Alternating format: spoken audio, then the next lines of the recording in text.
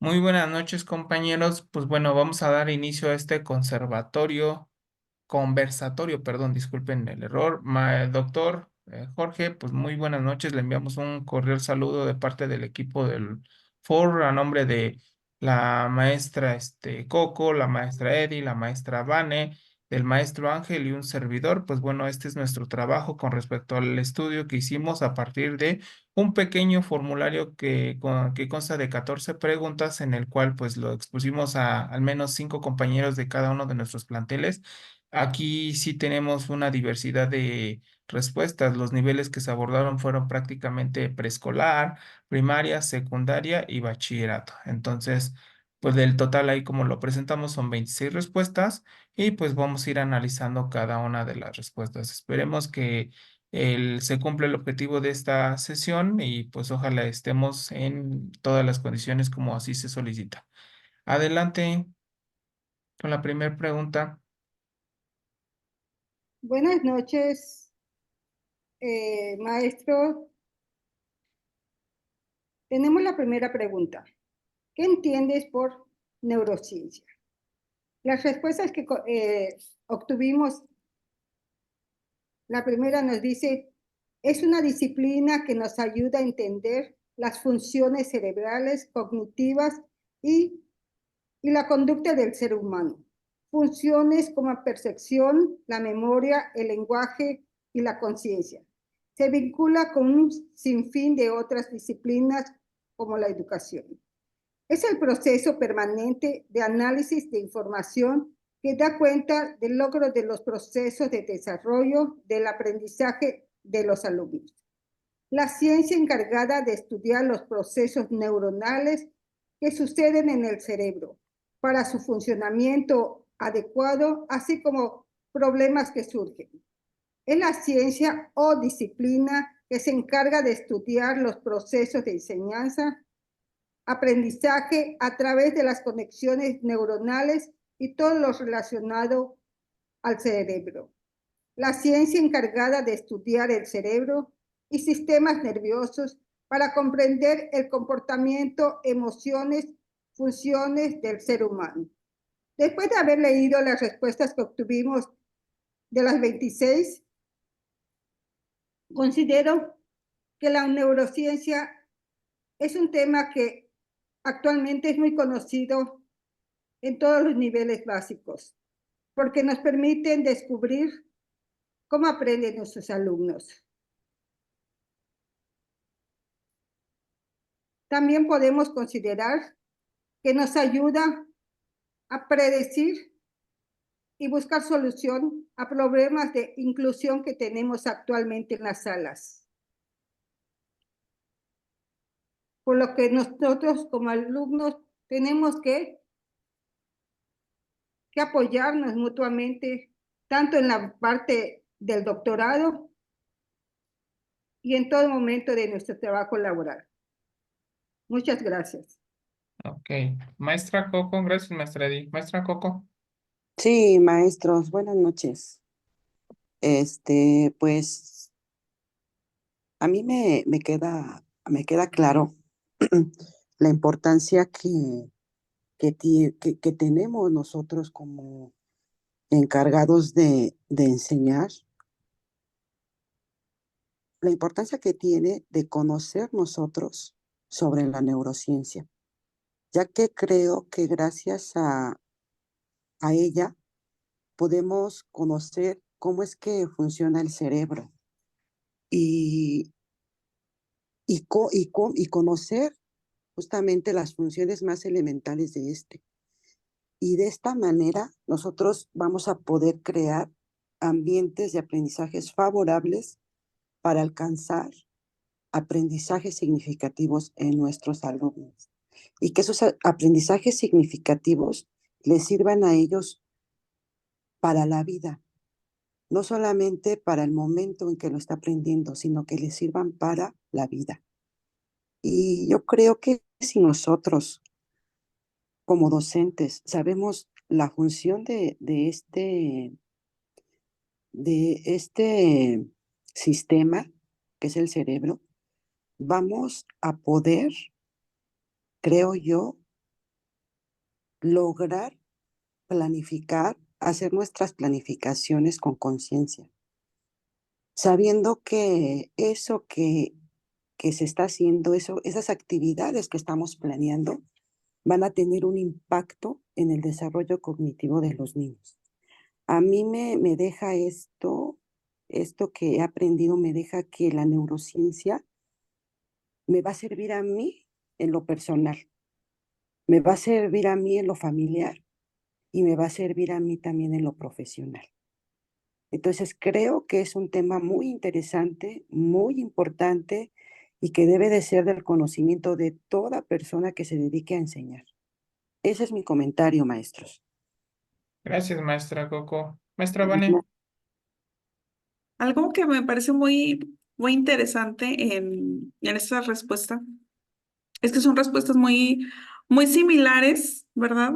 Entre los docentes, a pesar de que son de distinto nivel, a pesar de que estamos en distinto estado, y como todos tenemos esta idea bastante clara de qué es neurociencia y cómo todos los maestros lo comentan así, oye, es esto que nos va a ayudar a entender cómo funciona el aprendizaje, cómo nos puede servir más que nada, lo que nos puede aportar en nuestro trabajo diario, al momento de que podamos comprender estos procesos y es como nosotros podemos utilizar este funcionamiento a nuestro favor.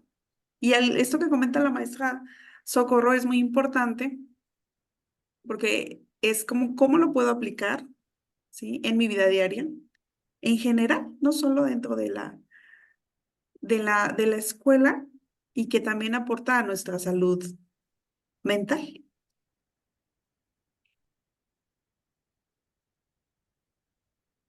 Ok, ¿algo más que quieres agregar, maestra Vane? Sí, de esto, en esta parte, ¿verdad? ¿Cómo también podemos utilizarlo?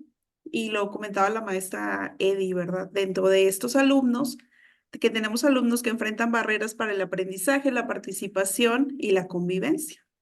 ¿Cómo esto puede ayudarnos a diseñar las estrategias más adecuadas para favorecer la inclusión en todos los niveles? Y cómo poder ayudarlos a que puedan lograr este aprendizaje, que es lo que nosotros estamos planteando, y cómo esta parte que comentan las compañeras, ¿verdad? ¿Cómo nosotros podemos llegar a aterrizar estos aportes de la neurociencia en nuestras planificaciones y llevarlos al aula en nuestras actividades cotidianas? Perfecto. ¿Sería todo? Sí, gracias, maestro. Ok, gracias, Mane. Maestro Ángel, ¿qué opinas?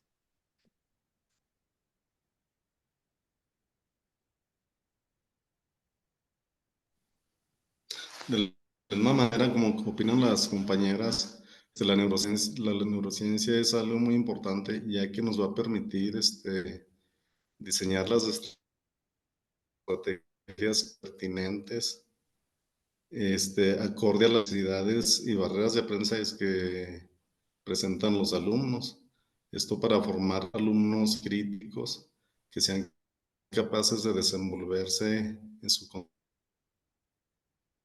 contexto inmediato, ¿sí? Sería eso. Ok, gracias. Pues miren, yo les externo mi comentario final para avanzar a la siguiente pregunta. Tú lo dijiste muy atinado, Vane, ¿no? Independientemente del nivel educativo en el que estemos, pude observar yo también lo mismo, ¿no? Los compañeros, estamos hablando desde educadores hasta docentes, horas clase en media superior, tienen al menos el mínimo conocimiento de en qué consiste la neurociencia y eso es algo importante, ¿no? Yo a lo mejor lo externaba en algún momento de manera personal.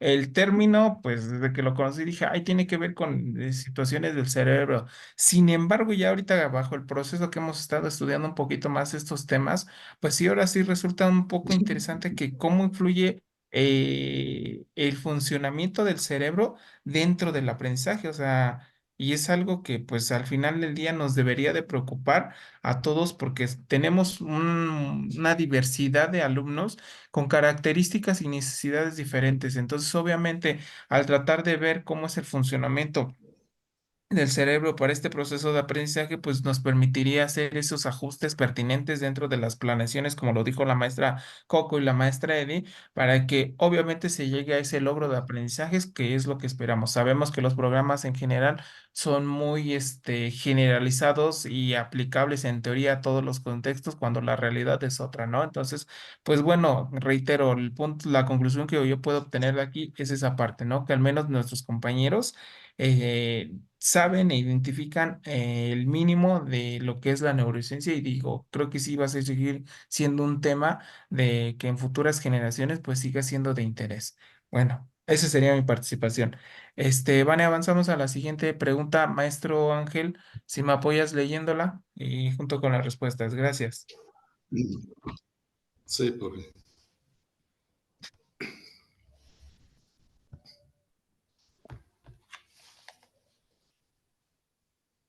Bien, dice, la neurociencia en el proceso de enseñanza-aprendizaje nos ayuda a entender cómo funciona el cerebro mientras aprendemos. Las respuestas que dieron nuestros compañeros fueron las siguientes. Dice, sí, podemos saber qué estímulos ayudan a retener información y cuáles no. Además de que información o estímulos nos ayudan a desarrollarlo. Sí, conocer el funcionamiento del cerebro nos permite entender cómo aprendemos, memorizando, razonamos y relacionamos la información. Sí, porque permite comprender a profundidad las funciones cognitivas que intervienen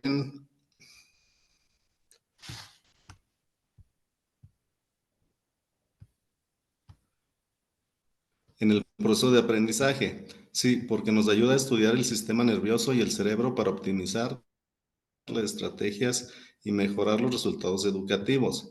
Sí, porque entendiendo cómo funciona el cerebro, quizá podemos enfocarnos más a las técnicas en el proceso de enseñanza-aprendizaje.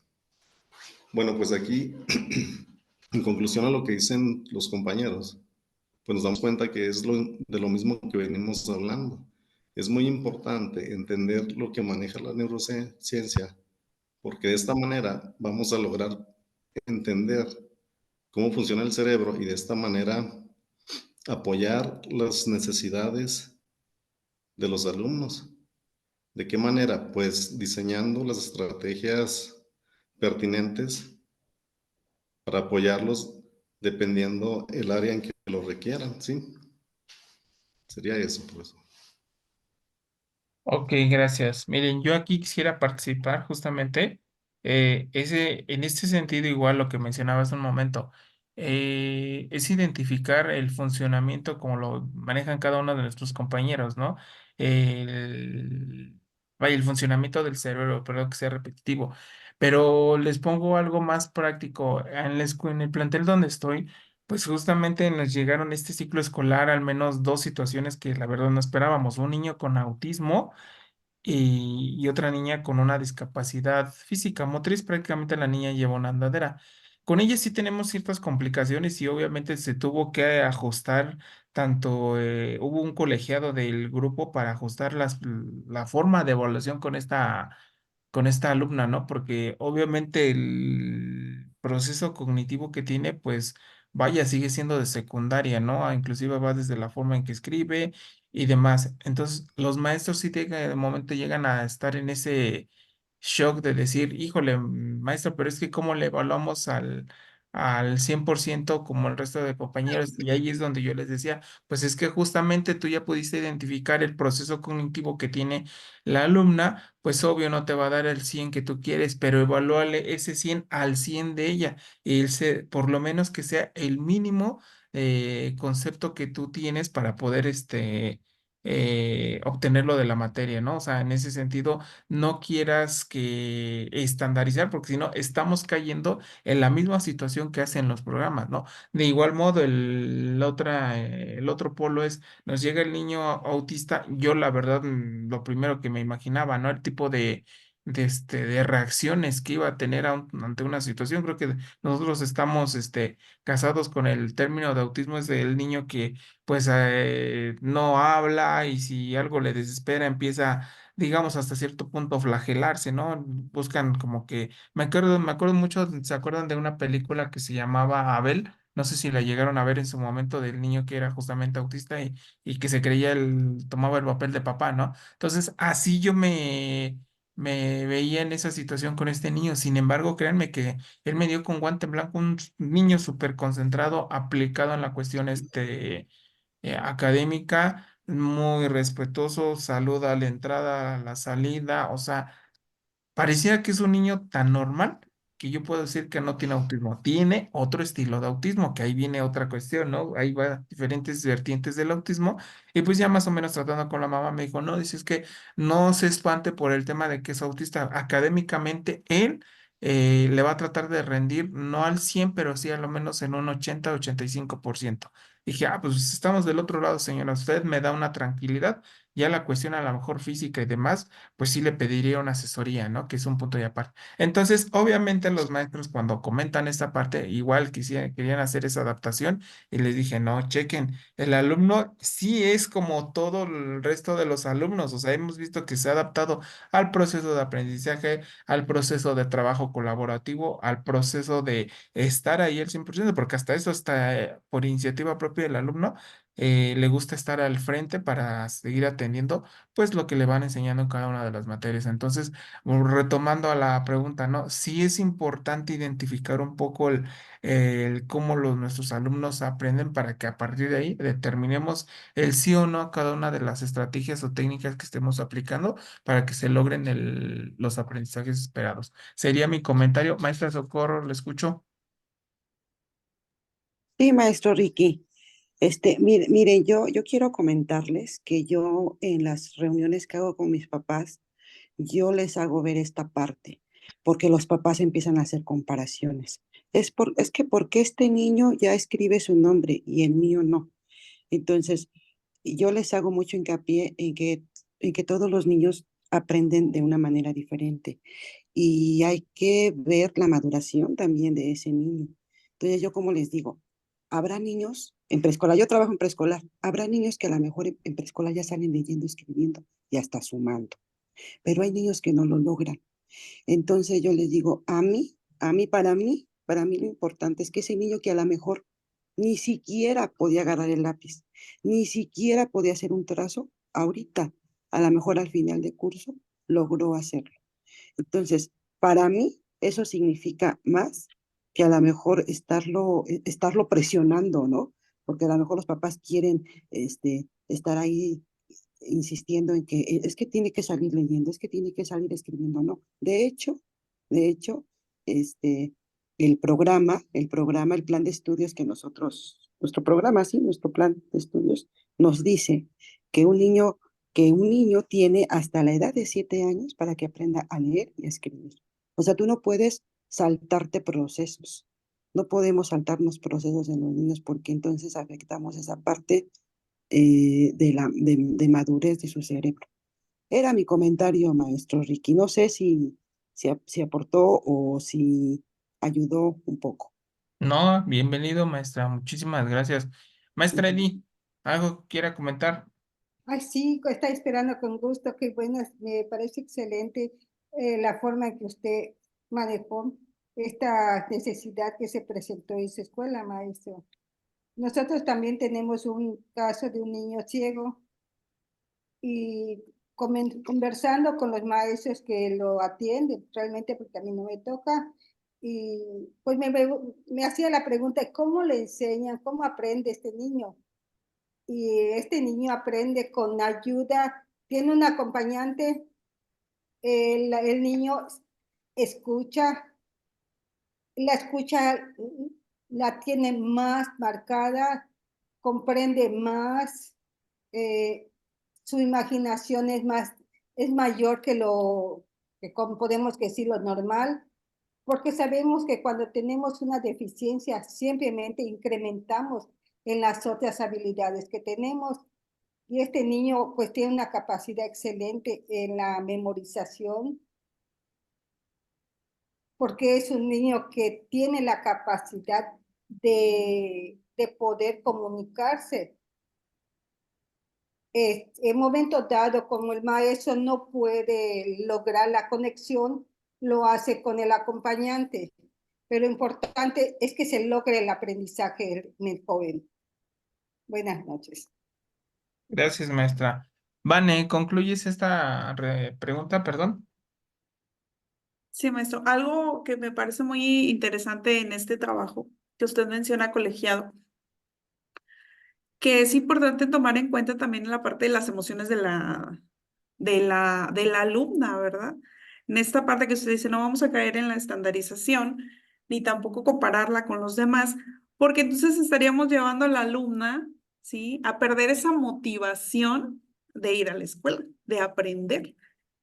Y la vamos llevando sin querer a esta parte de la frustración y de que vaya perdiendo esta alegría de aprender. Entonces me parece muy, muy interesante, ¿verdad? Este trabajo que se realiza de inclusión en las distintas instituciones y es por eso de esta importancia, ¿verdad? De que nosotros nos preparemos y tengamos mayor conocimiento sobre los aportes de la investigación en neurociencia, porque vemos que lo aplicamos en el día a día. Nos enfrentamos a muchos retos en esta diversidad de la atención de los alumnos y es algo realmente que es una herramienta, ¿sí? Que nos permite trabajar de una manera más eficaz. Gracias, maestra. Ok, muchas gracias. Avanzamos a la siguiente pregunta, por favor.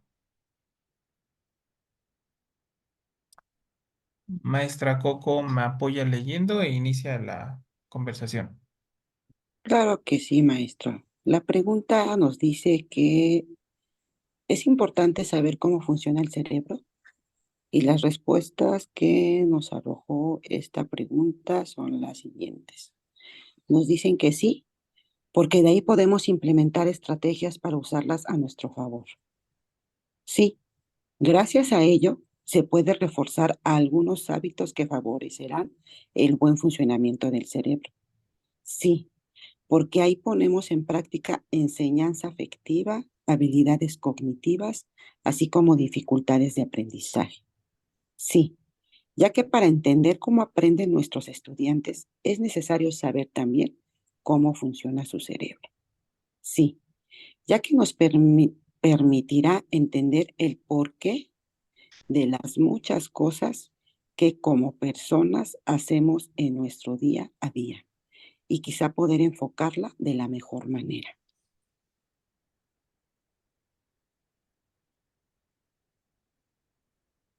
Ok, maestra, adelante con su Sí, opinión. claro que sí, maestro. Pues, justamente la importancia de conocer a nuestros alumnos. Yo creo que eso es primordial. Saber cómo aprenden, saber qué es lo que necesitan.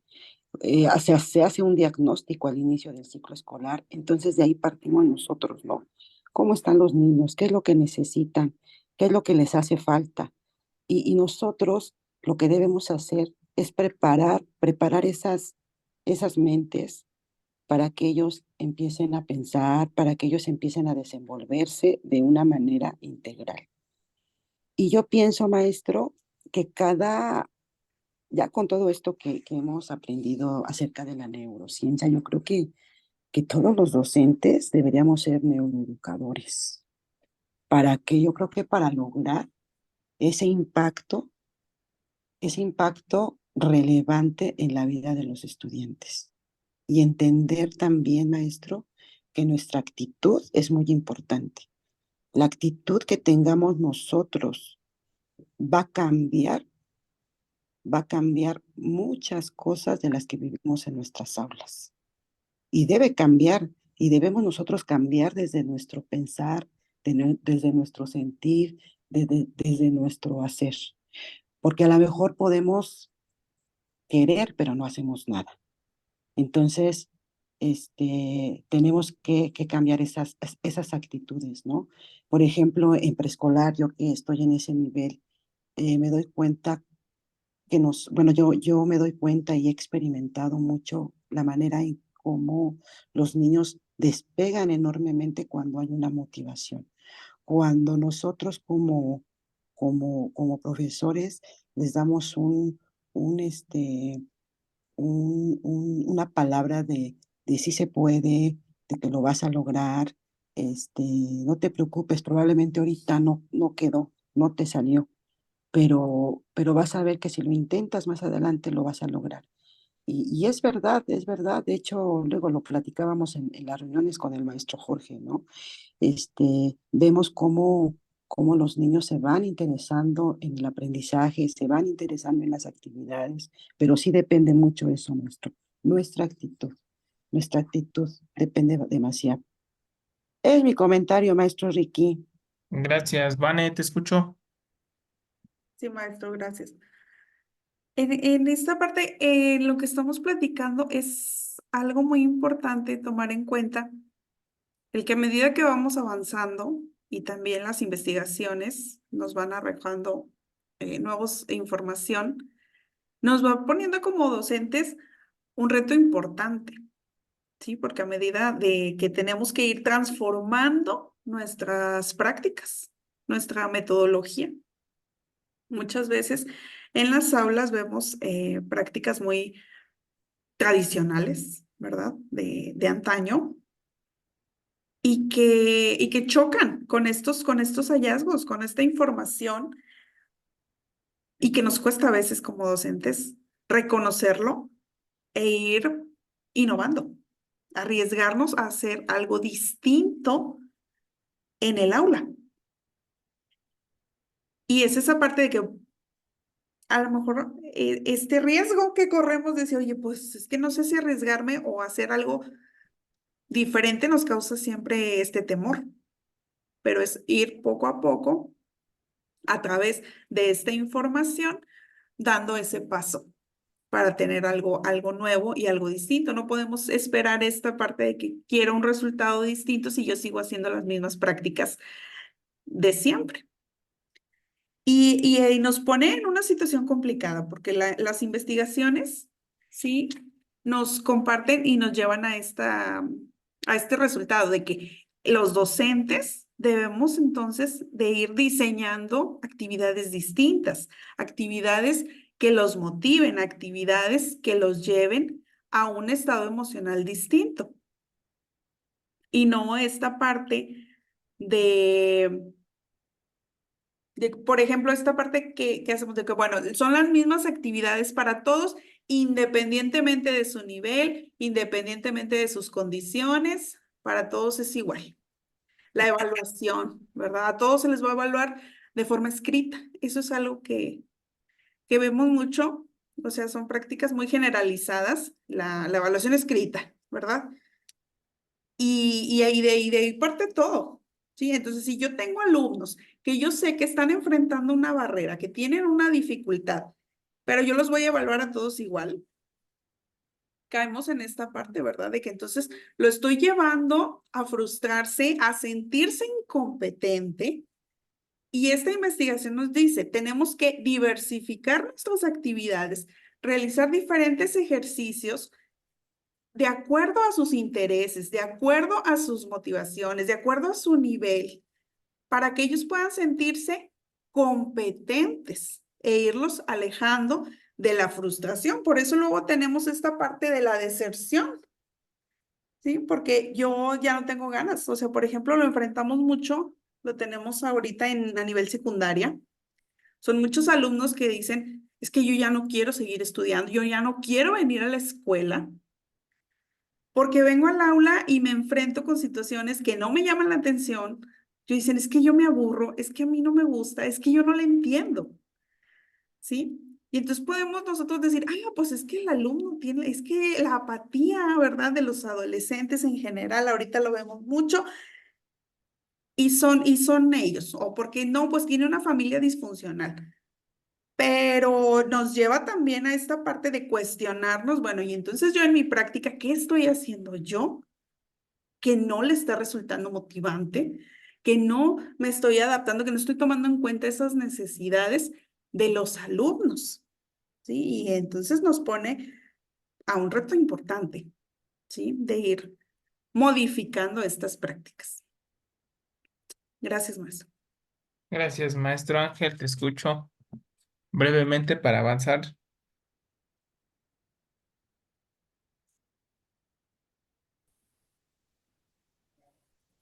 Muy bien, maestro. Pues sí, lo que venimos comentando es sobre lo mismo. Como docentes debemos ser capaces de entender los diferentes ritmos de aprendizajes de nuestros alumnos. Para partir de esto, pues, ver la manera de apoyar, ya sea en lo grupal o individual, a cada alumno, dependiendo de, pues tal vez no los problemas, sino que a veces, por ejemplo, desde su casa también traen algunas situaciones que afectan en la escuela. Y se debemos ser capaces de ser muy cautelosos para poder apoyarlos, ¿sí? Lograr desarrollar esos lazos afectivos, ¿sí? Tomar mucho en cuenta sus emociones para lograr los propósitos que nos pongamos para un mejor aprendizaje de los alumnos, profe. Sería eso. Ok. Cierro mi comentario perdón, cierro esta pregunta con mi comentario. Yo los pudiendo rescatar, digo antes de darle la palabra a la maestra Coco. Ella mencionó dos cuestiones importantes, ¿no? El identificar cómo funciona nuestro cerebro, parte de estos diagnósticos que hacemos, pues permite justamente, ¿no? Esa reestructuración a nuestros planteamientos de cómo podemos llevar un proceso de enseñanza-aprendizaje. Tan atinado lo dijo, dos factores que influyen ahí, ¿no? El ser, eh, cambiar nuestro estilo y nuestra actitud. Decías tú, Vane, salir de nuestras prácticas de siempre, de nuestra escuela tradicionalista, si lo queremos ver hasta cierto punto, ¿no? Y lo decía tan atinado, me gustó como lo dijo maestra Coco, que todos a partir de aquí fuéramos neuroeducadores, ¿no? Porque identificar cómo están funcionando cada uno de los estilos de aprendizaje de nuestros alumnos, pues nos permitirá poder hacer esa parte de la reestructuración o ser mejores estrategas para que al final del día pues podamos llegar al logro de cada uno de nuestros aprendizajes. Sería mi comentario final, maestra Coco, lo que puedas concluir. Les comento, terminando esta pregunta en menos de 2 minutos, cerramos y volvemos a entrar para dar continuidad a nuestro conversatorio. Maestra, le escucho. Sí, maestro, yo quiero comentar algo, una vivencia personal. Yo recuerdo que cuando yo en mi formación, yo aprendí en base al dolor, maestro. O sea, yo tenía miedo a mis maestros y aunarle todavía que mi mamá le decía al maestro, si no le hace caso, si no le entrega las cosas, jale las orejas, o castíguela. Entonces dice uno, ¿por qué crecer así, con ese miedo? Entonces yo creo que por eso llega a haber alumnos que desertan. O sea, porque pues ya no hay interés en la escuela. ¿A qué voy a la escuela? ¿A que me regañen? ¿A que me ignoren? ¿A que me aíslen? Mejor me quedo, mejor no hago nada, mejor me dedico a otra cosa. Yo creo que tenemos que cambiar también esa mentalidad. Hay que aprender en base al placer. Debe de ser, yo creo que este, algo importante. Era mi comentario, maestro Ricky. Gracias. Perfecto, cerrando. Aprender por gusto, no por imposición. Yo lo manejaría así. Exacto. Bueno, pues miren, los invito a cerrar y vamos a continuar ahorita abriendo nuevamente nuestra sesión. Gracias por la participación hasta este momento. Cerramos y continuamos.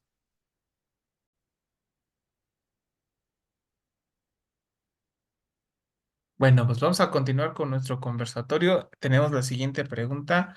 ¿Consideras importante para ti como docente contar con una buena salud mental? Algunas de las respuestas que nos plantearon, sí, si no tenemos salud mental, no vamos a poder desarrollar ninguna actividad de nuestras vidas. Sí, porque como docentes debemos de estar aptos y preparados mentalmente para estar frente a grupo de alumnos y así poder transmitir enseñanzas. Sí, porque al estar bien yo puedo dar lo mejor de mí a mis estudiantes, en mi caso, a mis compañeros docentes. Sí, pues no nos permite tener una relación más empática, nos permite tener una relación más empática, hacer mejor la toma de decisiones entablar mejores relaciones, además de mantenernos sanos emocionalmente. Sí, porque los docentes estamos frente a grupos de personas que tienen diferentes estilos de aprendizaje, tipos de personalidad y cada persona aprende de manera diferente. Yo aquí quisiera iniciar esta discusión. Les puedo decir que para mí es fundamental esta parte. ¿En qué sentido? Siempre fui partidario y hablo desde ser docente frente a grupo, ¿no? Sabemos que todos tenemos ciertas situaciones en casa, en el camino y demás, pero obvio, como llegando al lugar de trabajo, que en este caso es la escuela y es nuestra segunda casa, yo lo llamo así, pues la batita de todas esas situaciones emocionales que traía de camino, llego, la cuelgo en la puerta del plantel y me pongo la de la escuela y viceversa. También, ¿no? O sea, todas las situaciones que vivamos dentro y fuera del plantel, me quito la batita al salir del plantel porque obviamente no hay que llegar y reproducir en casa, ¿no? Pero aquí lo importante es qué tan buena salud mental debo de tener. Al menos reitero, para mí sí es fundamental porque pues en el pedir está el dar. Y pues, obviamente de ahí dependemos el hecho de cómo yo llego al salón, porque los alumnos lo primero que hacen es un escaneo, ¿no? Yo siempre se los decía a los jóvenes, ustedes parecen escáner hasta mejor que ni los tecnológicos, o sea, o inclusive los varones, ¿no? Les decía, ustedes peor que a una mujer cuando me vivorea, le digo, o sea, de plano me barren y está bien, le digo, no pasa nada, ¿no? Pero vamos. Nosotros somos la primera impresión. Si somos a las 7 de la mañana, su primera impresión para ese día. Si es en un turno vespertino, pues ya somos una de tantas impresiones, pero que obvio, tenemos que manejar la primera impresión para un proceso de aprendizaje que ellos van a tener a partir de un horario en el cual, pues obviamente ya también el cerebro, ¿no? Ya está un poco agotado. Entonces, sí es importante cómo llegamos y nos planteamos, o plantamos ahí, perdón, para que obviamente es lo primero que ellos les proyectemos. Si nos ven con una buena actitud, pues obviamente daremos un mejor resultado. Pero si tenemos un choque de emociones, pues lamentablemente no, porque hasta se nota, ¿no? O sea, ejemplo, creo que nos ha pasado a mí en lo personal cuando era estudiante. Cállense, cállense, que el maestro viene enojado, ¿no? Ya, pues mejor ese día yo creo que hasta el más desastroso, el más travieso, ni decía pío porque o nos dejaban más trabajo o al final del día, el maestro se terminaba desquitándonos con cualquier situación y mejor dejábamos por la paz de todos ahí. Pero es eso, ¿no? Él nos proyectaba eso, la clase se podía hacer peor si es que no era una de las mejores y pues vayan, qué resultados obtenía, ¿no? De ese tipo de situaciones. De verdad, para mí, el tener una salud mental, no lo digo únicamente como docente, sino lo digo como persona, porque al final del día siempre he sido partidario de que todos necesitamos terapia, independientemente de que seamos o cual sea nuestro quehacer o práctica. ¿Por qué? Por salud mental. Con eso cierro mi participación. Denme un segundo, escucho a la maestra Eddy. Adelante, maestra Eddy. Muy interesante, maestra. Estoy de acuerdo con usted. La salud mental es un punto que debemos considerar, pero muchísimamente, yo pienso en la salud mental, eh, es como que digamos felicidad. El que es feliz tiene una salud mental adecuada. Si uno está enojado, como usted dice, llegamos y los chicos lo descubren, saben, ay, está malo, está la maestra, ¿no? Y pues lo importante es no llegar enojados y dejar, como usted dice, dejar las cosas afuera de la escuela y tomarlas cuando salgamos y mostrarles la mejor cara. Pero también, si nos agarramos el de como afuera, porque tenemos una salud mental buena, ese es lo positivo, maestro. Adelante, maestro. Gracias, maestra Coco, te escucho. Sí, maestro. Pues yo quiero empezar con esta frase. Yo creo que no podemos dar lo que no tenemos, maestros. Yo creo que si nosotros estamos bien, podemos dar lo mejor a nuestros alumnos. De hecho, no nada más a nuestros alumnos, a nuestros compañeros y a nuestra familia, ¿no? Muchas veces pues, llegamos con la capa caída porque tenemos problemas en la casa, pero pues sabemos que tenemos un compromiso, que son los niños, y yo creo que tenemos que dejar todos esos problemas fuera de. Yo estoy de acuerdo con lo que comentó el maestro Ricky, fuera de, tenemos que dejarlo.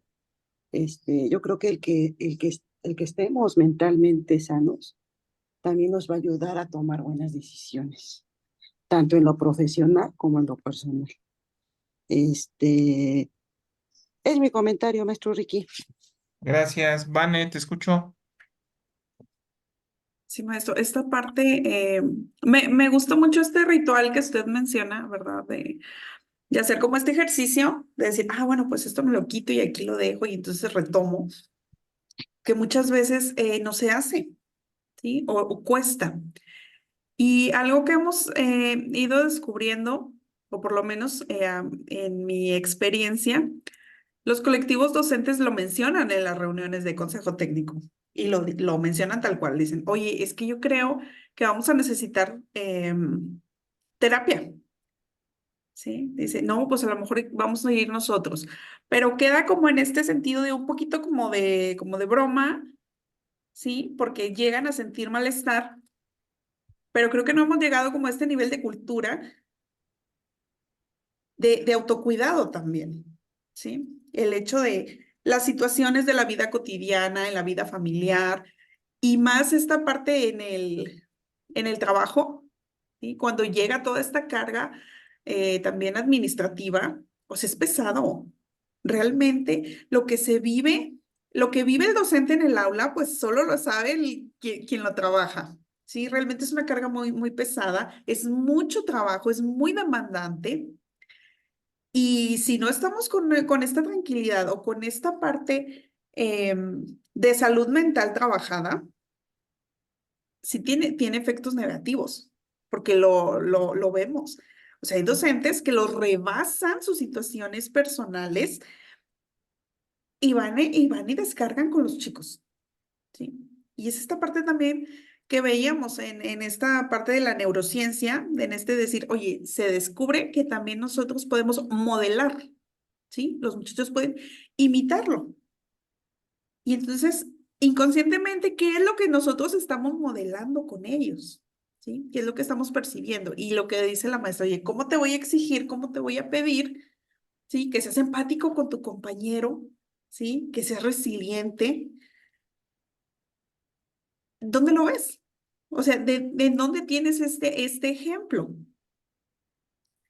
Y esta parte también que creo que sí nos falta ir generando esta conciencia en los colectivos de hacer este análisis, ¿sí? Esta parte de análisis, de autocrítica en lo positivo y decir, oye, por ejemplo, estos test que nos permiten ir revisando a detalle, oye, ¿cuáles son mis hábitos? Porque quizá no los tengo presentes, ¿sí? Necesito hacerlos visibles porque puede haber momentos en que estoy cayendo en la rutina y hay cosas que no veo, hay cosas de mi práctica que no estoy percibiendo, no estoy percibiendo que estos hábitos me están generando problemas o me están generando situaciones negativas. Necesito estas herramientas, estos ejercicios, esta información para poder generar ese análisis y poder dar respuesta, para poder mejorar, como decimos en la vida personal, cualquier cambio, por pequeño que sea, va a impactar en todos los ámbitos, ¿sí? Entonces, es muy, muy importante también hacer esta reflexión, ¿sí? Primero, en nosotros mismos. Gracias, maestro. Gracias. ¿Cierras, maestro Ángel? Muy bien, maestro. Pues sí, lo que comentan, uno como docente tiene que ser capaz de dejar todos esos problemas que a veces tenemos, dejarlos fuera de la escuela. Los niños, como bien dicen o decimos, son a veces el espejo de los maestros. Uno inconscientemente transmite a ellos su estado emocional. Hasta la manera de cómo llega uno y les habla, cómo te sientas, cómo les explicas a ellos, ellos se dan cuenta y cambian su actitud totalmente. Entonces, para esto uno, como les comento, tiene que ser capaz, tiene que ser bien minucioso en eso, de pues mostrar la mejor cara hacia los niños, para lograr en ellos pues sacar lo mejor, ¿sí? Es difícil, pero bueno, como lo comentaban, pues yo creo que todos nosotros necesitamos terapia, ¿verdad? Hemos pasado por diferentes situaciones, pero es eso, dejar todo afuera y con los niños tratar de ser, empáticos y sacar lo mejor de ellos, ¿sí? Sería eso, ¿no? Gracias. Maestra Coco, antes de darle, y porque si no rescato la idea que decían hace un momento, yo cerraría esta parte de que la salud mental es tan importante porque eso nos permite ser el docente que a lo mejor nosotros quisiéramos que cada uno de nuestros compañeros docentes fuera, y yo a mis compañeros, por ejemplo, se los vendo, ¿no? Sé ese docente que a ti te gustaría que tus hijos tuvieran o que te hubiese gustado tener en algún momento de tu proceso educativo. No hay más. Así se los vendo a mis compañeros. ¿La escucho, maestra Coco? Exactamente, así también nos lo comenta nuestra directora. Así justo como usted lo acaba de mencionar, maestro. Yo creo que aquí entra algo importante también, la resiliencia, ¿no? El que a pesar de lo que vivimos, de lo que pasamos, porque podemos estar pasando situaciones complicadas, difíciles, pero es en ese momento en donde tenemos que salir. O sea, no dejarnos vencer, no dejarnos llevar, no dejar que todo eso no impacte dentro de, claro que va a impactar, pero que no impacte en nuestras aulas, ¿no? Porque tenemos seres humanos con nosotros. O sea, no son máquinas, son seres humanos que sienten, que piensan y que pues no podemos llegar y desquitarnos con ellos. Entonces, es mi participación, maestro. Gracias. Y inclusive, por último, aquí es donde ponemos en práctica dos de nuestras habilidades, el autocontrol que veíamos en la última sesión y la autorregulación, que es una pues, situación que tenemos que manejar al 100% y que va mucho de la mano con la maestra. Lo que acaba de comentar la maestra Coco, ¿no? Si nosotros tenemos buena practicidad de esa, nosotros podemos transmitir y empezar a tratar de modelar las conductas que decía, creo que la maestra Vane, ¿no? Esas conductas de nuestros alumnos para poder formarlos de la mejor manera. Pues bueno, ese sería el análisis de esta pregunta. Pasamos a la siguiente, por favor. Vane, inicias leyendo y tu participación, por favor.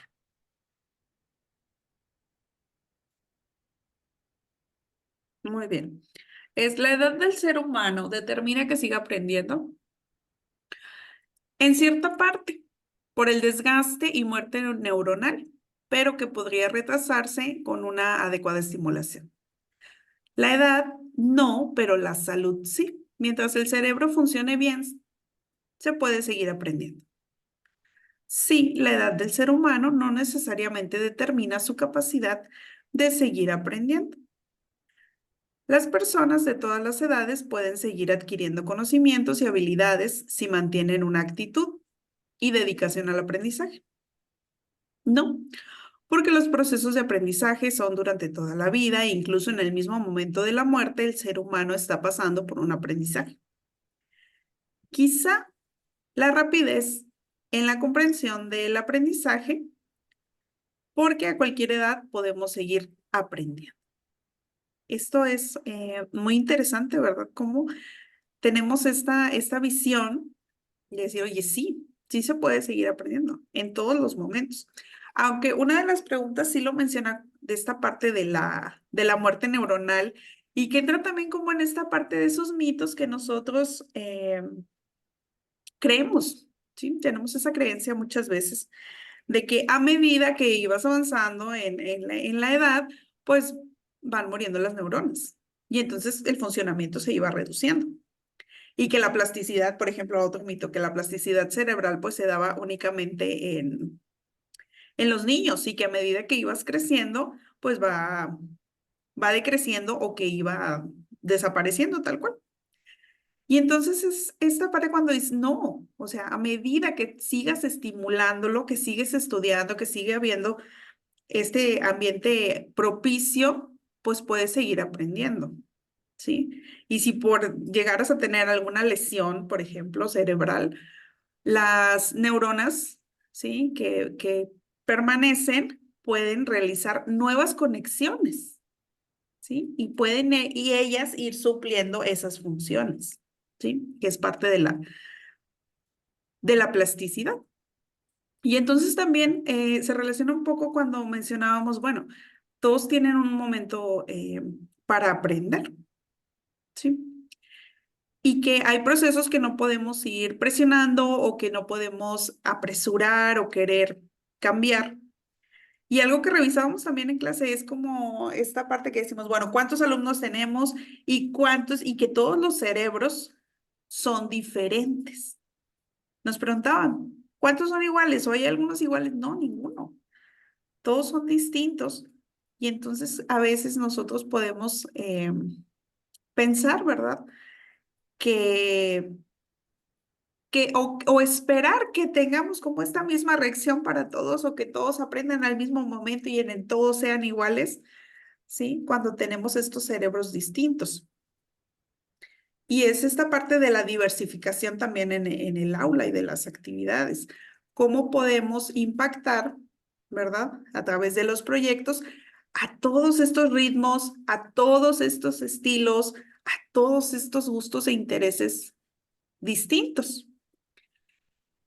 Y esta parte, ¿verdad? Importante que los maestros mencionan en sus respuestas es, sí, claro que sí. Todos podemos seguir aprendiendo en todo momento. Muchos de ellos, una respuesta me llamó la atención y mencionaba esto de que, dice, porque a lo mejor en la adolescencia, dice, no te interesa el estudio, pero pasa el tiempo y cuando tienes ya arriba de los 50 años, quieres seguir estudiando. ¿Sí? Y entonces los resultados que han encontrado en los estudios de la neurociencia es que hay esta diversidad de conexiones en la adolescencia y que se va depurando a medida que va pasando el tiempo, ¿sí? Y entonces nos da como esta claridad o esta idea, ¿verdad? De que pues vas madurando y vas viendo las cosas de una manera distinta. Y sí se ha encontrado, ¿verdad? Que de alguna manera el funcionamiento mejora. También el de eh, de todas nuestras funciones cerebrales. Muy bien. Esa es mi participación, maestro. Gracias, maestra, maestro Ángel. Sí, profe, mire, pues aquí, como se dice, que no hay edad para aprender, pero bien sabemos que hay etapas donde, pues, el cerebro, no sé, tiene mayor conexiones para aprender diferentes cosas, tal vez en la infancia o en la juventud hay más facilidad de aprender determinadas disciplinas, pues. Pero el ser humano sigue aprendiendo conforme a lo largo de su vida.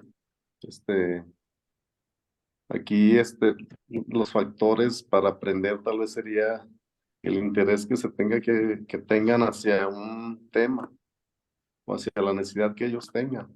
Aquí no importaría tal vez la edad como tal, sino que el interés o la necesidad que se tuviera para aprender determinada situación, ¿sí? Y aquí pues, como comentamos, influyen diferentes factores como la salud, tal vez. La salud, el estilo de vida que ha llevado. No es lo mismo una persona que ha sido sana siempre, que ha hecho deporte, a una persona que tal vez hasta consumido tal vez sustancias, como nos lo comentaba el doctor en las imágenes. Es diferente. Esa es la participación. Gracias.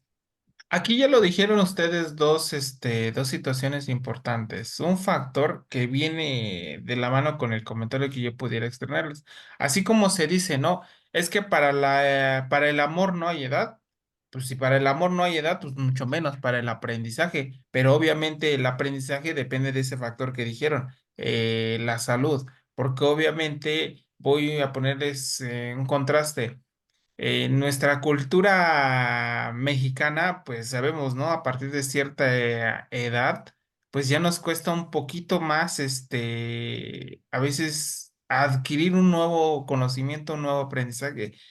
Sin embargo, es consecuencia de, reitero, de nuestra cultura, de nuestros estilos de vida saludable y demás, porque pongamos el contraste, lo han podido ver, nuestros compañeros asiáticos, hay personas adultas que, miren, tienen mejor eh, salud física, salud mental, que la de, que la de un servidor, ¿no? O sea, me voy al tema de mi edad biológica que mencionaba en algún momento. Si me hiciera ahorita un análisis de esa edad biológica, pues hasta estoy más viejito que esos viejitos de ahí de asiáticos, ¿no? Que yo los veo y hacen deporte, andan en actividades, o sea, ni aparentan la edad que tienen. Entonces, pero obviamente es que pues de ese estilo de vida saludable que ellos lleven. Yo realmente para mí no el factor edad no influye, sino sería el factor salud. Claro, hay un proceso que como seres humanos tenemos que desarrollar y eso viene de las etapas de desarrollo, ¿no? No podemos decir, ay, pues es que si el alumno ya no quiso aprender a partir de los 10 años, pues es como cuando pasa el adolescente, no ha logrado ese proceso de madurez porque no ha madurado emocionalmente a partir de los cambios tanto físicos como como psicológicos que debe de pasar como ser humano. Ahí sí podría decir que sí influye, pero de manera general, a partir de una edad estándar en donde digamos que ya se alcanza la parte adulta y de ahí para adelante que sea un factor, pues el factor para mí sigue siendo el factor salud. Sería mi comentario, maestra Eddie, le escucho para poder avanzar con la siguiente pregunta. Sí, maestro, muchas gracias. A mí me llama la atención, recordando las clases, ¿se acuerdan? Me acuerdo de las neuronas espejo. Que si nosotros tenemos las neuronas espejo que nos ayudan a aprender por imitación, el problema que presentan muchos de nuestros alumnos, que su entorno no tienen esa, no hay una persona donde ellos pueden visualizar y tener una visión de las cosas para aprender. Por lo tanto, ellos se van para atrás y al llegar a la escuela, ellos están con un nivel más bajo de los que otros chicos que tengan su entorno mejor. Por lo tanto, si no tenemos las neuronas espejo y tenemos el entorno positivo para el aprendizaje, yo considero que no hay edad para aprender para eso. Gracias. Gracias. Pasamos a la siguiente pregunta. Maestra Coco, iniciamos con usted.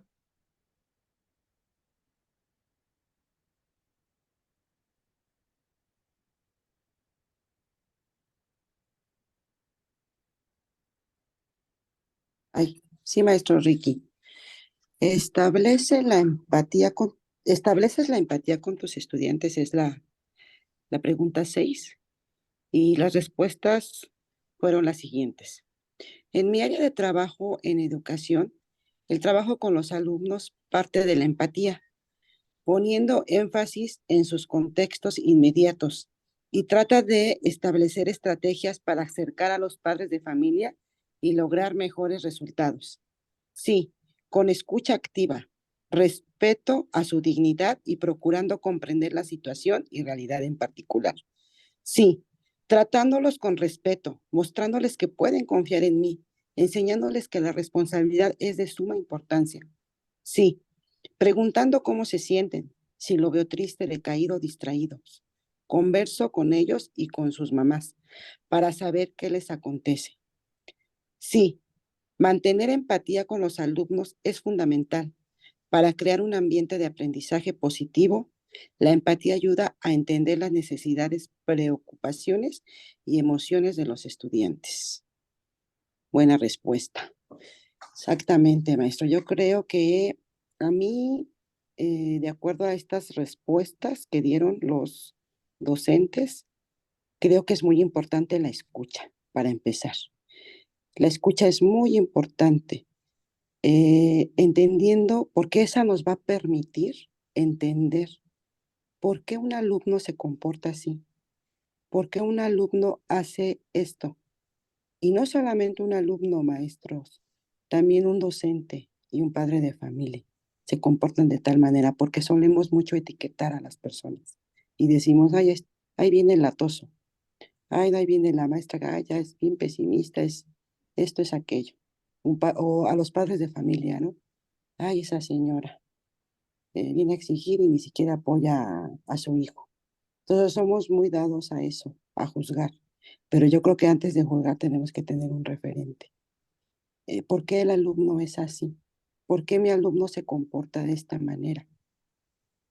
Entonces, en base a eso, obviamente, pues yo tendría que trabajar con el alumno en base a eso que él está presentando, maestro. Y la última respuesta me parece también muy, muy importante. Yo creo que la empatía favorece y fomenta esos ambientes de aprendizajes positivos. Este, incluso con nosotros, ¿no?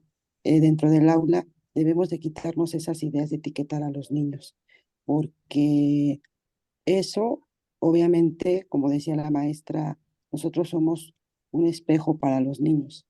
Entonces, si nosotros empezamos a etiquetar a los niños, pues obviamente ellos van a hacer lo mismo, ¿no? Y entonces, dejar a un lado esas prácticas y entender mejor la necesidad, lo que el niño necesita, ¿no?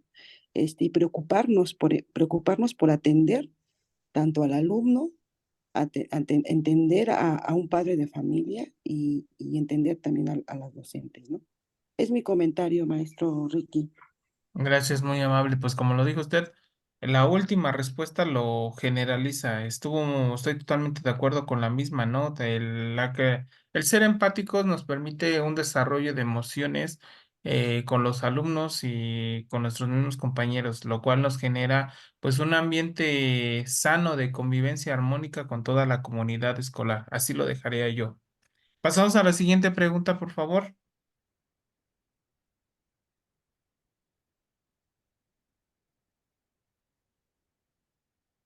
Maestro Ángel, ¿me apoyas? De aquí me gustaría que leyera solamente las tres primeras para poder comentarlas. Terminando las participaciones de esta pregunta, nos desconectamos y volvemos a conectar para reiniciar. Adelante, maestro Ángel. Muy bien, profe. Pregunta número 7. ¿Qué tan importantes son para ti las relaciones afectivas con los estudiantes? Respuesta número 1. Es fundamental.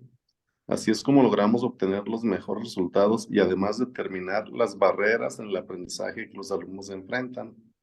Son muy importantes ya que generan ese vínculo de respeto y confianza y hacemos que se sientan en un ambiente seguro y que puedan expresarse de la mejor manera, sin juzgarlos, sin criticarlos, sin señalarlos, y eso a la larga nos ayudará a que aprendan mejor. Son muy importantes. Al ser niños pequeños es indispensable tener una relación afectiva de confianza, aprecio y cariño para que ellos aprendan. Bien, pues aquí, profe, va relacionada, creo yo, con la anterior, la empatía que tengamos nosotros con los alumnos. Esto nos ayudará a diseñar las estrategias conforme a la realidad de los estudiantes, ¿sí? Como lo mencionábamos, tomar en cuenta el contexto inmediato de los niños, tener una comunicación asertiva con ellos, así como con los papás, saber por qué están pasando los niños, ¿sí? Este, y pues esto pues se va a reflejar en el logro de los aprendizajes de los alumnos, ¿sí? Sería eso, maestro. Ok, gracias. Maestra Eddy. Considero que la parte, como dice el maestro, muy relacionada a la pregunta 6 y la pregunta 7, pero acá lo considero que lo más importante es el acercamiento. Si nosotros logramos acercarnos, que ellos se abran, que te conversen, podemos lograr esta relación. Porque si hay alumnos que se cierran mucho y es muy difícil. Este es el punto, lograr este contacto, maestro. Que logremos romper esa barrera y tengamos comunicación. Muchas gracias.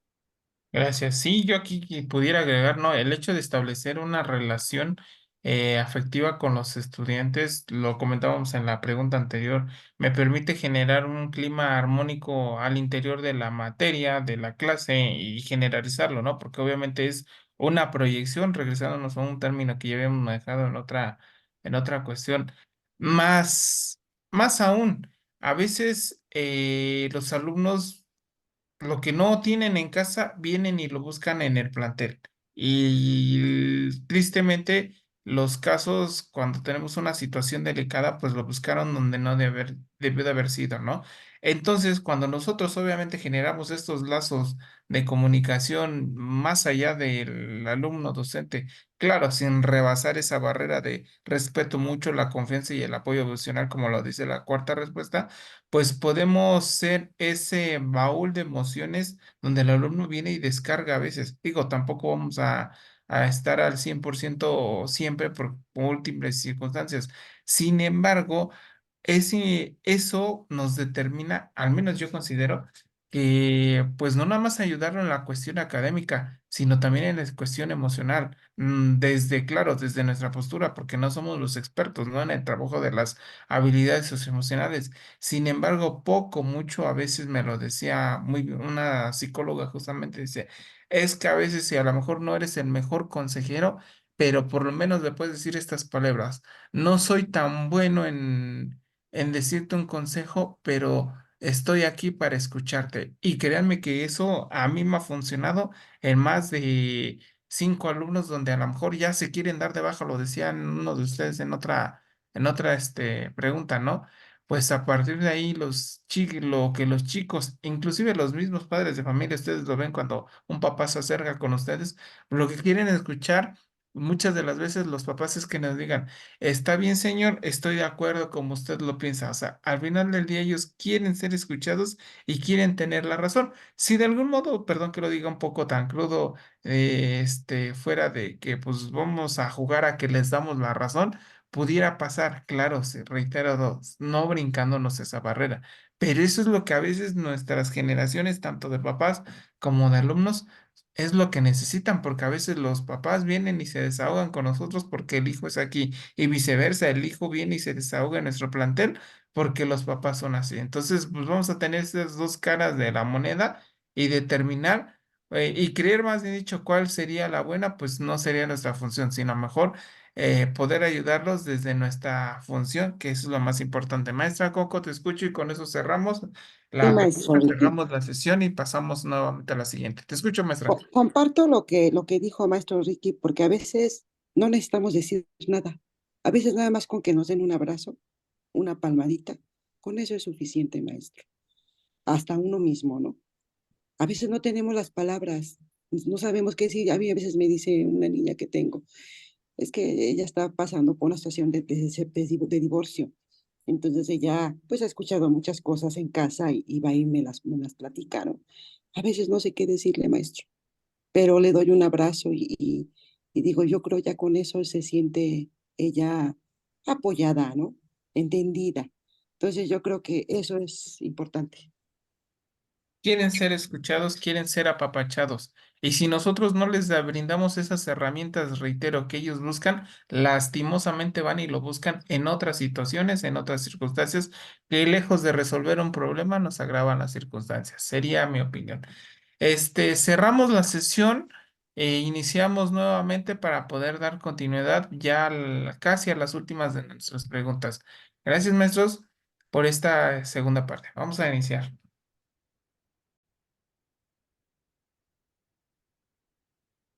Pues nuevamente, compañeros, vamos a continuar con esta última parte de nuestro conversatorio.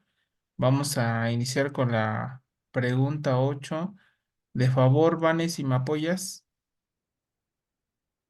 Sí. ¿Con qué frecuencia estableces lazos afectivos con tus estudiantes dentro de tu práctica docente? No creo que haya un parámetro o un registro para medir esa frecuencia. Es parte de la esencia y la conciencia del ser humano en el proceso de enseñanza-aprendizaje. Todos los días y trato que sea todo el tiempo, mostrando empatía hacia ellos y lo que pueden estar viviendo en casa, siendo comprensiva todo el tiempo. Ellos nos permiten conocerlos mejor, brindarles opciones ante diferentes circunstancias, tanto académicas como sociales y emocionales. Y algo importante que se refleja en estas respuestas es que lo mencionan, ¿verdad? De que es todo el tiempo. Y realmente es así, porque a través de la convivencia, en esta convivencia diaria, vamos desarrollando estos lazos afectivos, queramos o no, se van desarrollando, se van despertando, tanto de nosotros como docentes hacia los muchachos o los alumnos, los niños, tanto de ellos hacia nosotros. Y algo que se mencionaba muy importante es esta figura esencial del maestro.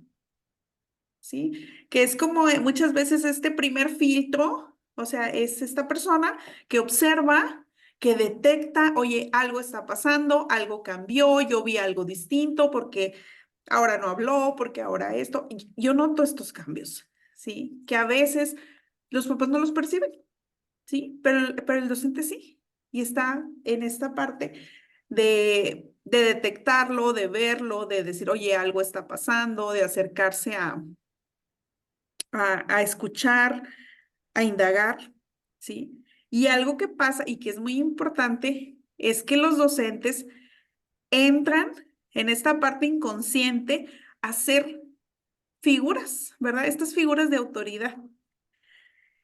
Entonces, y llegan a ser también percibidos por los alumnos como una figura materna, como una figura paterna, ¿sí? Que está aquí en el aula. No sé si en algún momento les ha tocado verlo, escucharlo, que los niños se confunden y dicen, en lugar de decirle maestra, le dicen mamá. Y luego se ríen, ay, me equivoqué. Dicen, ay, mira, dijo tal cosa.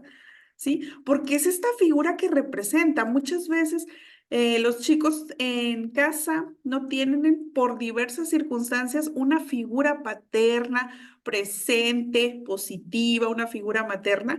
Y entonces yo vengo, ¿sí? Y lo percibo en este docente, ¿sí? Y muchas veces, a veces que decimos, oye, pero ¿por qué se porta así? ¿Por qué está rebelde? ¿Por qué? ¿Sí? Porque inconscientemente eso me representas y yo estoy poniendo en ti es esta carga afectiva, ¿sí? Igualmente en esta parte positiva. Y muchas veces es ese rol tan importante y fundamental de los docentes en el que yo soy esta figura positiva, ¿sí? Yo soy esta figura para ti. Y quizá en casa a lo mejor hay chicos que no tienen otro contacto, otra figura, otro recurso, ¿sí? Y entonces es esta parte de que mencionábamos, ¿verdad? Anteriormente, de que, oye, ni siquiera sabes a lo mejor que con tus palabras, con esa escucha, con esa paciencia, con esa apertura, con esa empatía, ¿cuántas vidas has salvado? ¿Sí? Cuando los chicos, muchas veces los vemos, sí, me ha tocado esta experiencia de escucharlos cuando ya están en bachillerato y tienen bien presente, dicen, yo me acuerdo muchísimo del tal maestro que nos dio este consejo, que nos dijo estas palabras y entonces a veces ignoramos el impacto tan importante que pueden tener nuestras palabras para los alumnos. Gracias, maestro. Gracias, maestra Coco. Y después el maestro Ángel. Maestra Coco. Muchas veces, maestro, muchas veces sucede esto que dice la maestra Van, nos dicen mamás. Y más, por ejemplo, yo lo comento porque trabajo en educación preescolar. Entonces, digo, es inevitable que, por ejemplo, en preescolar no se haga esto. ¿Por qué? Porque los niños son espontáneos, son sinceros y te dicen las cosas así como las sienten, como ellos las ven. Yo tengo niños que me dicen de repente, están trabajando y me dicen, maestra, te amo, o maestra, te quiero, o maestra, te extraño, te extrañé. Entonces, y qué importante es también nosotros poder este, hacer como que el darles contestación a eso, ¿no? Yo también te amo, mi amor, yo también te quiero, porque como dice la maestra Vane, ¿no? A lo mejor son niños que están carentes de afecto, de amor, de atención. Entonces, es muy, muy importante, maestro, todo esto que estamos hablando en relación a esos lazos afectivos que debe de haber en el aula, ¿no? Porque también de ahí partimos para qué, para generar aprendizajes en los niños. A veces los niños, pues, no tienen atención en su casa, no tienen ese cariño, ese apoyo. Entonces, como dice bien la maestra Vane, se refugian en nosotros y de ahí podemos nosotros generar un aprendizaje, ¿no? Hay niños que van, pues, digo, de alguna manera atrás, ¿no? Retroceden en su aprendizaje precisamente por todo esto que viven en su casa y nosotros a través de mostrarles ese afecto, ese cariño, ese amor, ellos vemos cómo van avanzando los niños, ¿no? Cómo van avanzando. Entonces, es mi participación, maestro, gracias. Totalmente de acuerdo, maestros, como comentan las compañeras, los lazos afectivos en cuanto niños docentes, niños y docente, se deja ver muy en claro, más que nada en los alumnos que uno sabe que carecen de su figura paterna o materna, es más marcado esa necesidad de ese lazo. Pues como docentes nos ha tocado vivirlo. Uno como docente tiene que lograr tener ese tacto, ¿sí? De saberlo manejar de la mejor manera, como decimos, hasta cierto punto que no se vaya a ir por otro lado, para lograr los propósitos que uno se plantea, es muy indispensable también establecer este tipo de lazos para,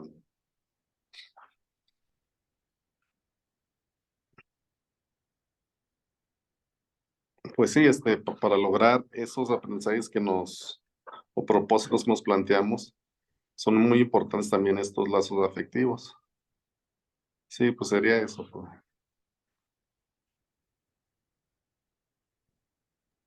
Gracias, maestro. Continuamos con la siguiente pregunta.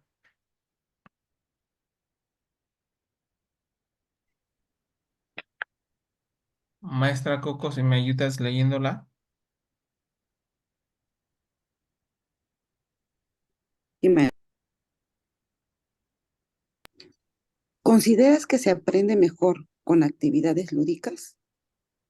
Las respuestas que nos dieron fueron las siguientes.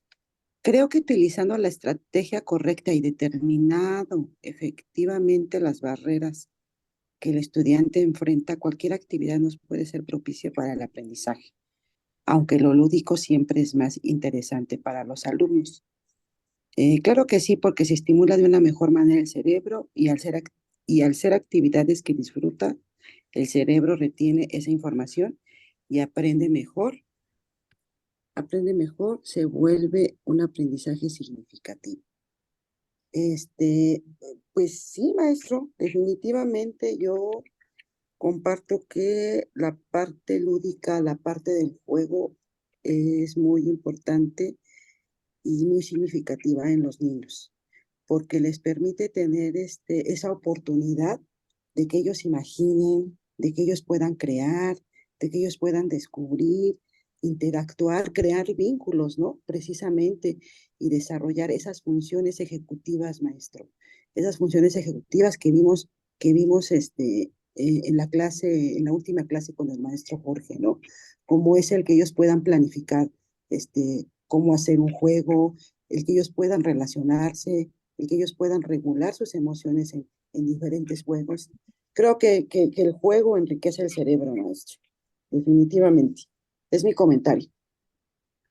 Gracias, maestra Vane, nuevamente. Sí, maestro, esta parte me parece muy importante de actividades lúdicas. Y entonces si recordamos, todo lo lúdico tiene que ver con el juego. Y en mi experiencia con los colectivos, creo que los docentes le tenemos un poquito de miedo a esta parte del juego, ¿sí? Muchas veces se escucha decir, ah, bueno, sí, a jugar, sí, pues allá en el preescolar, ¿verdad? Allá juegan. Cuando regresan, se va disminuyendo un poquito, y ya cuando llegas a secundaria, a veces se siente como que está un poquito peleado con el aprendizaje. No, pues es que aquí no vienen a jugar, aquí vienen a trabajar, aquí vienen a aprender, ¿sí? Y es muy interesante porque eh, las respuestas nos dicen sí, dice, se aprende mejor con actividades lúdicas, si estamos conscientes. Pero al momento de decir, oye, pues vamos a llevarlo, pues vamos a practicarlo, muchas veces algunos docentes nos comentan, no, dice, pues es que ¿cómo vamos a estar jugando? ¿O cómo vamos a poner un juego? ¿O cómo va a hacer esto? Dices, ¿qué van a decir los papás? Que los están mandando a jugar, que no están aprendiendo y a veces lo percibimos incluso como una pérdida de tiempo. Sí, es que vamos a perder el tiempo y no se va a cumplir el objetivo, o en realidad no están aprendiendo, o siento que no estamos trabajando, ¿sí? Entonces, es esta parte también nosotros de replantearlo, ¿sí? Y tener como este fundamento, decir, oye, esto nos dice la neurociencia, o sea, estos son los resultados de estudios de investigaciones de expertos, y entonces que eso nos dé esa base para poder sentirnos seguros de poderlo llevar al aula de esta manera. Gracias, maestro. Gracias. Yo nada más cierro brevemente y ya para continuar. La ejecución de actividades lúdicas, así como la gamificación en general, nos permiten el desarrollo de otras habilidades, porque en ese proceso de enseñanza del aprendizaje, ¿no? Porque justamente el alumno a lo mejor nada más está enfocado en la cuestión académica, pero ¿qué pasa con el desarrollo de las demás habilidades para que así pues, pueda desarrollar un completo aprendizaje lo llamaría yo, ¿no? Esa es la intención.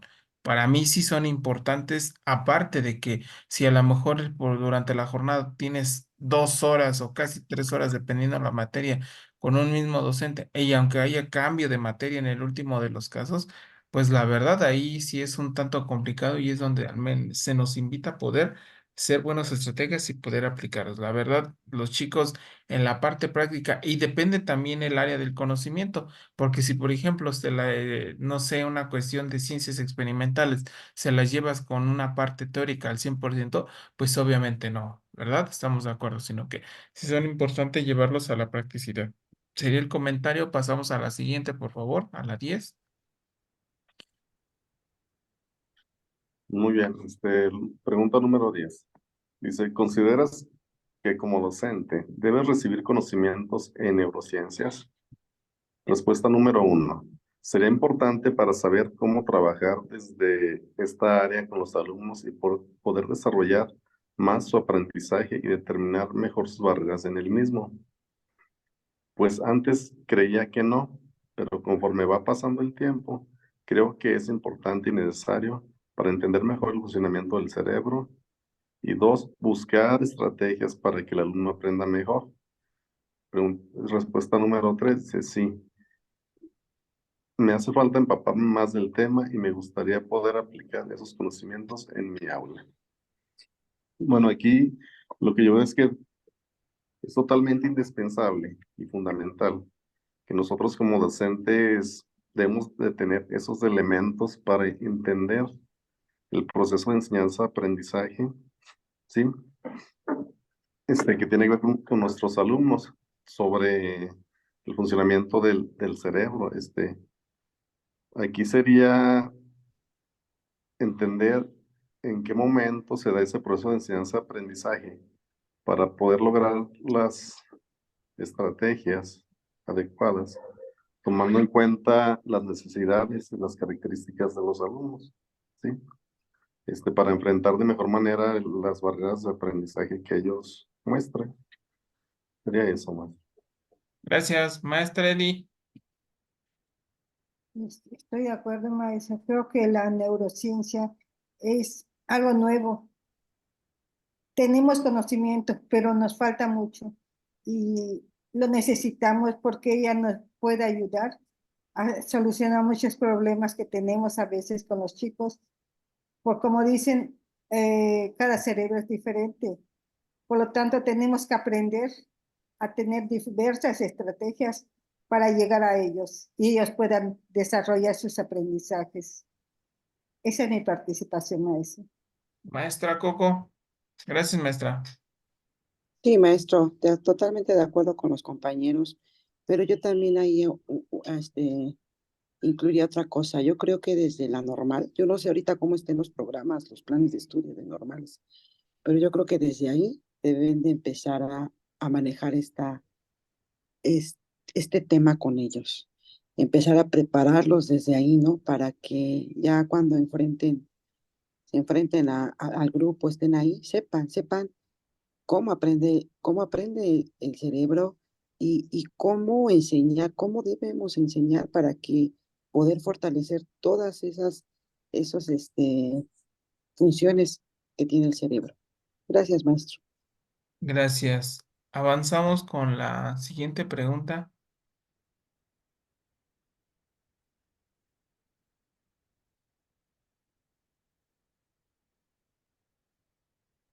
Estudiar algo que produce agrado quedará reforzado en la memoria.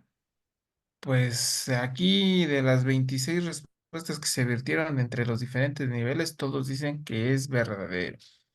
Desde lo personal, considero que pues no siempre, ¿no? Porque a lo mejor por mucho que me agrade la materia, la práctica de que yo estoy realizando en ese momento, mientras que mis habilidades, ahora que lo decíamos también apenas, nuestras funciones ejecutivas no estén al 100% desarrolladas, pues lamentablemente, ¿no? O sea, no se va a dar esa cuestión del reforzamiento en la memoria. Y, y también, ¿cómo se los pongo como ejemplo? ¿Qué es lo que pasa con los alumnos hoy en día? Casi su aprendizaje está basado en proyectos y en actividades, o sea, no hay más. Y si les preguntáramos, no sé, ¿qué es lo que estudiaron brevemente hace 2 semanas al interior de sus aulas? Pues vaya, como coloquialmente decimos, lo que no se practica se olvida. Yo lo manejaba así, ¿no? Entonces, si de algún modo no refuerzan ese conocimiento en un mínimo de tiempo, pues con el tiempo, o sea, el ejemplo práctico para un servidor pudiera ser, si en este momento me preguntaron todas las capitales de los estados, miren que ya estaría reprobado. O que si me preguntaran los nombres de los niños héroes, igual estoy reprobado.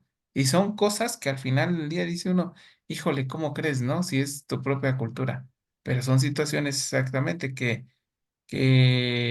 a lo mejor lo estudié, pero no lo estudié como lo me hubiese querido haberlo estudiado, sino simplemente lo estudié por el mero compromiso. A mí nunca me ha gustado la historia, no estoy en contra de los historiadores, ¿no? Pero finalmente pues no era de mi agrado y creo que de ahí viene la raíz, ¿no? El decir, híjole, pues no lo tengo presente. Oh, entonces situaciones como esas creo que son muy particulares donde se pudiera reflejar, pero donde veo que la mayoría sí coincide. Maestro, ayúdeme. Maestra Heidi nuevamente. Ah, qué gusto. Eso quisiera. Yo considero y estoy de acuerdo con lo que la respuesta nos indica, el 100%, porque poniéndome de ejemplo, a mí me encantaba a nivel básico en la química y me encantaba y me gustaba las estructuras, el poner carbono, los hidrógenos. Y pues realmente esto me motivó a hacer química y siempre me ha gustado y ya lo estudié y en momentos yo no doy clase de química, pero cualquier chico que se acerca me dice, maestra, ay, le digo, está precioso, vamos, mira, yo te digo, y tu mente vuelve otra vez a retomarse porque me agradó eso que estudié, niveles muy bajos. Por eso yo digo, sí, la memoria es muy importante cuando te agrada lo que aprendiste. Buenas noches. Gracias, maestra. Vane. Ahorita que lo escuchaba un poco, empecé a pensar en esta parte que quizás se refiere un poquito más cuando dice estudiar algo que produce agrado, que lo que nos quede más reforzado en la memoria sea la cuestión de la experiencia. A lo mejor no tal cual el contenido, pero sí esta parte de la experiencia. Cuando nosotros solicitamos a alguien, a los chicos, a los padres de familia, que le decimos, oye, platícame cuál es el recuerdo más bonito que tú tienes en tu vida? ¿Cuál es el recuerdo más bonito que tú tienes de la escuela? ¿Sí? Y vienen, o sea, viene y cuando nosotros lo hacemos presente, ¿verdad? Que nuestro cerebro tiene esta capacidad, ¿verdad? De hacerlo presente y de volver a vivirlo, vemos una sonrisa, ¿sí? Porque entonces puedo recordar la ropa que traía y a qué olía y cuál era el aroma y cuáles fueron las palabras y qué sentí yo en aquel momento tan bonito.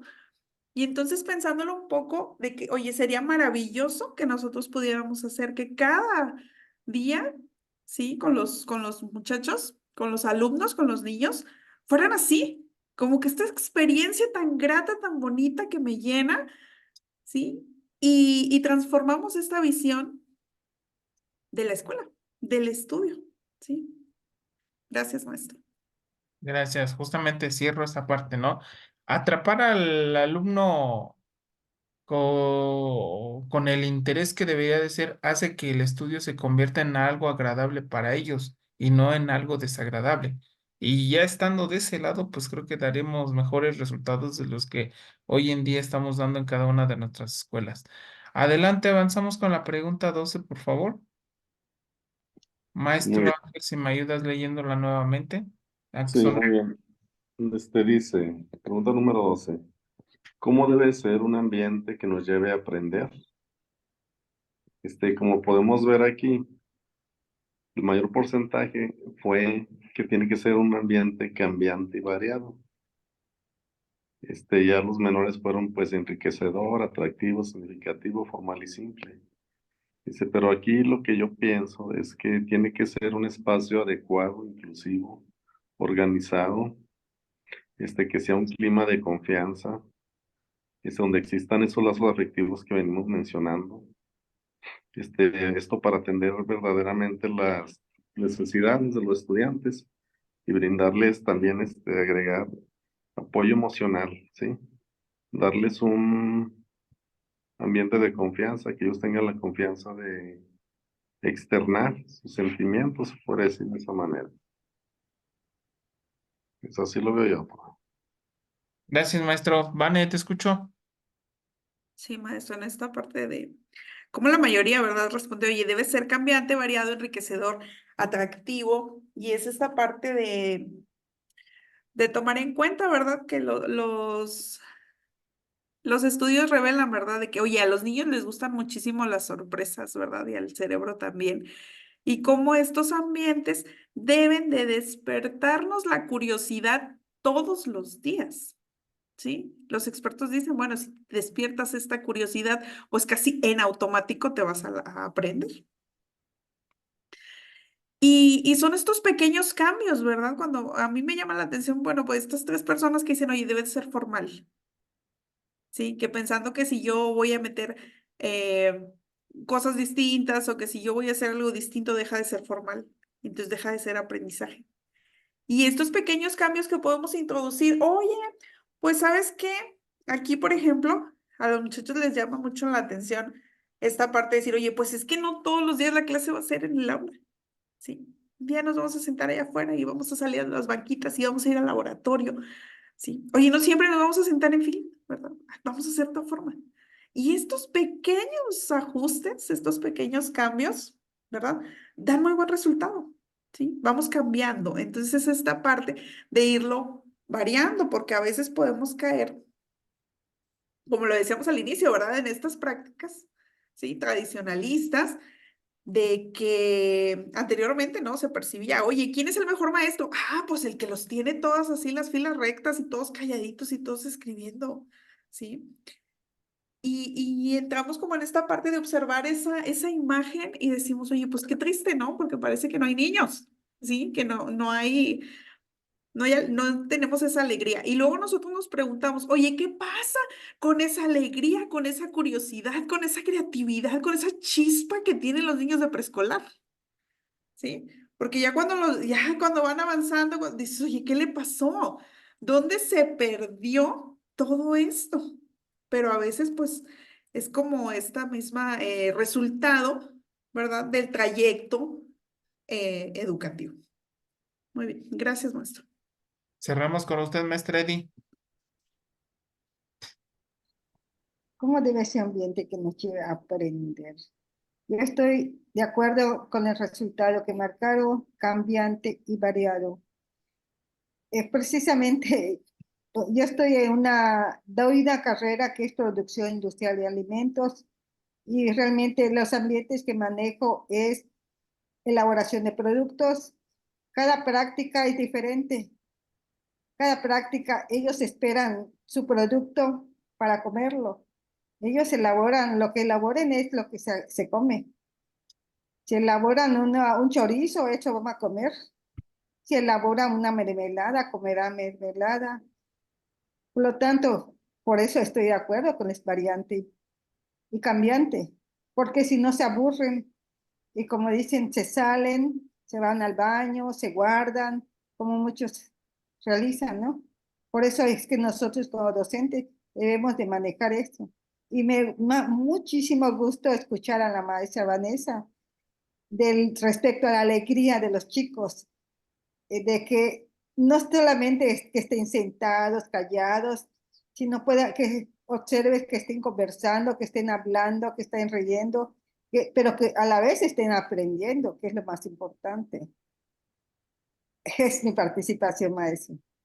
Gracias. Pues sí, efectivamente vemos la importancia a veces del ambiente escolar, ¿no? O sea, va desde nuestra aula para que pues al final del día los chicos ven una actitud positiva y hasta nos quedamos con ese comentario cuando los jóvenes dicen o los alumnos en el nivel que estemos, hoy sí aprendí.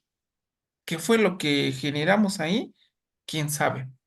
Y es cuando empieza nuestro proceso de metacognición, decir, ¿qué fue lo que cambié? O a lo mejor que anteriormente pues sí venía tan cotidiano, pero cambié algo de modo que el alumno dice, hoy sí aprendí algo nuevo. Qué bueno, pero que no nada más ese día, sino todos los días en cuanto dure la materia. Pasamos a la siguiente, por favor. ¿Me ayuda, maestra Coco? Claro que sí, maestro Richie. Me cayó mi teléfono, perdón. ¿Qué es lo peor para el cerebro? Es que no alcanzo a ver. Aquí la mayoría puso el aburrimiento y justamente va de la mano con la otra pregunta.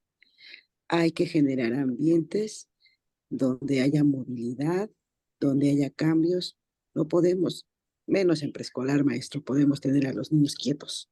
No se puede, no se puede, lo digo por experiencia, ¿no? Entonces, sí hay que generar esos ambientes donde el niño se mueva, donde, como dice la maestra Vane, a lo mejor un día vas a entrar a tu aula y ya no te vas a sentar. Nosotros ocupamos mesas y sillas pequeñas, pero yo lo que hago mucho, yo sí trato de hacer eso, fíjense, con mis alumnos, trato de moverlos mucho.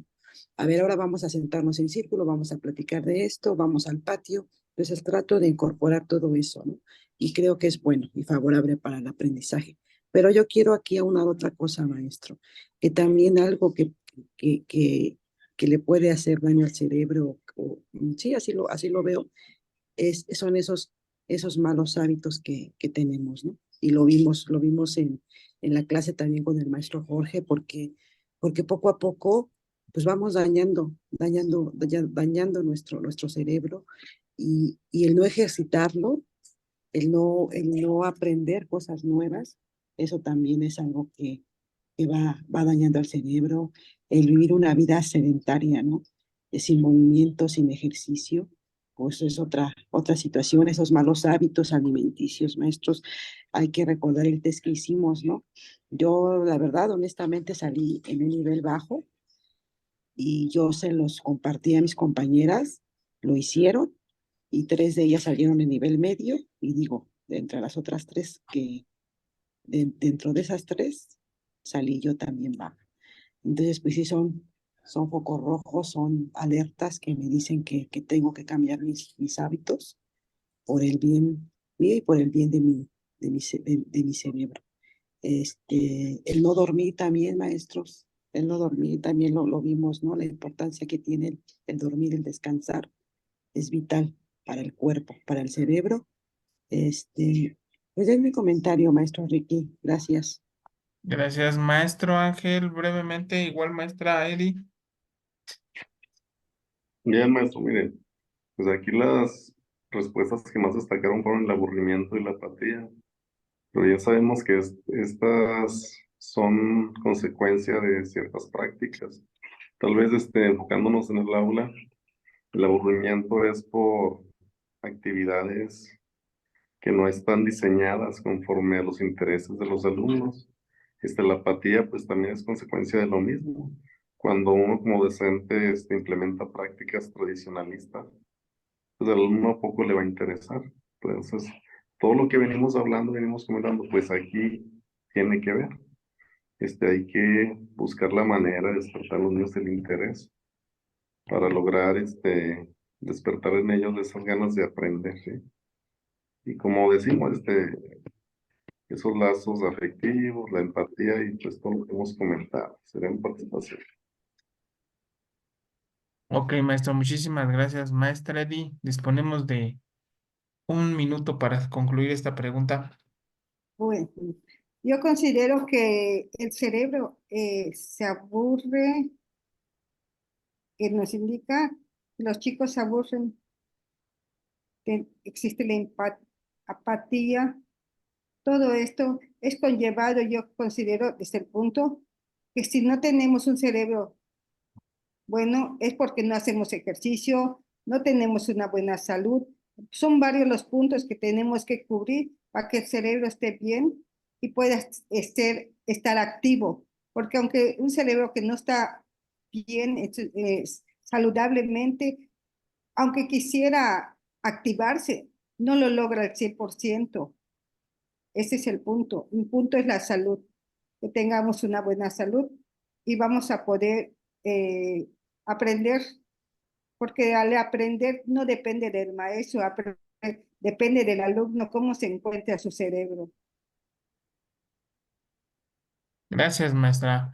Por último, analizamos la última pregunta.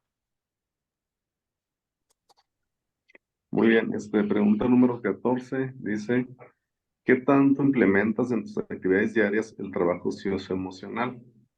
Aquí la respuesta que más destaca es casi siempre. Enseguida la de siempre, pues aquí sabemos que es necesario implementar este tipo de actividades para, como decimos, motivar a los alumnos, estar atendiendo los intereses, ¿sí? Atendiendo sus estados de ánimo, tal vez crear ese ambiente de confianza, con un ambiente de empatía con ellos, sí, sería eso. Gracias, maestra Coco. Sí, maestro, déjeme. Aquí está. Aquí dice, ¿qué tanto implementas en tus actividades el trabajo socioemocional? Aquí dicen que casi siempre y creo que así debe de ser. Yo creo que es más, siempre, maestro. Yo me iría por esa respuesta, ¿no? Porque a través de muchas estrategias, digo, nosotros en preescolar hacemos muchas estrategias para fortalecer esta parte socioemocional con los niños, ¿no? Porque eso les ayuda a ellos a controlar y a mejorar esos impulsos, ¿no? A regular sus emociones, que yo siempre lo he dicho, las emociones no son malas, por algo tenemos emociones. Aquí el punto y lo importante es saber cómo regular esas emociones, cómo manejar esas emociones. Entonces, desde preescolar, creo que, bueno, y desde antes de preescolar, ¿no? Pero nosotros yo como educadora en preescolar, creo que es un trabajo que tenemos que tener de manera nosotros permanente, trabajarlo con los niños y es día a día con ellos y sobre todo, maestro, también dejarles esa huella, ¿no?